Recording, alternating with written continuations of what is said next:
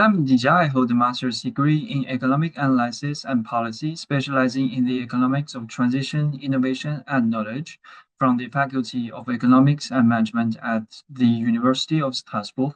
I completed my master's thesis at the Beta Research Laboratory, and my master's thesis focuses on a comparative study of student entrepreneurial ecosystems in France and Norway. I am to understand how students in different countries receive entrepreneurial support from universities, incubators, or public institutions, and what similarities and differences exist between these systems. We often hear about entrepreneurial ecosystems. This term refers to the entire network around entrepreneurs, including universities, incubators, investors, mentors, and government programs. My research looks specifically at student entrepreneurs, a unique group who, compared to professional entrepreneurs, often have fewer resources and less experience, but they are often creative and socially motivated. Understanding their sport environment is therefore crucial for fostering youth innovation, employability, and entrepreneurship. For this comparison, I studied the Strasbourg city in France and three Norwegian cities, which are Trondheim, Oslo, and Kristiansand. These two countries differ greatly in their innovation policies, educational systems, and entrepreneurial cultures.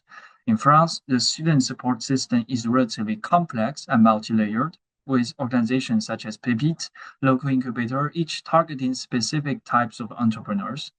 In Norway, the system is flatter and more open, and each city has its own unique ecosystem.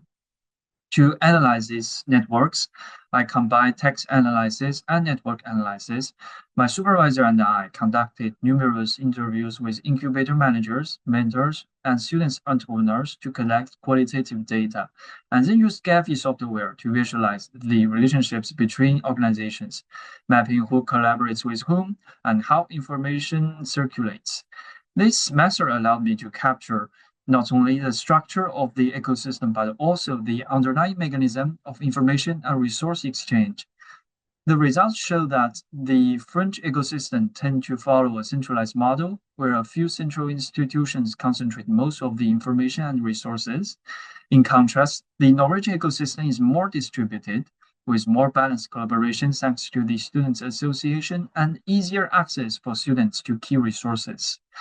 These structural differences are deeply connected to national policies, cultural values, and educational philosophies. This research highlights that supporting students' entrepreneurship is not only about funding or training, it is about building an open and inclusive network where information opportunities and trust can circulate freely. In both countries, the most effective ecosystems are those that connect diverse actors, students, teachers, entrepreneurs, and public institutions within a collaborative framework.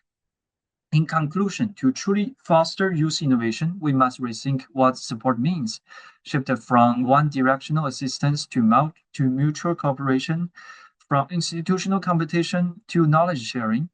Student entrepreneurial ecosystems are not just economic tools, they are cultural spaces where future innovators are trained and where sustainable development begins.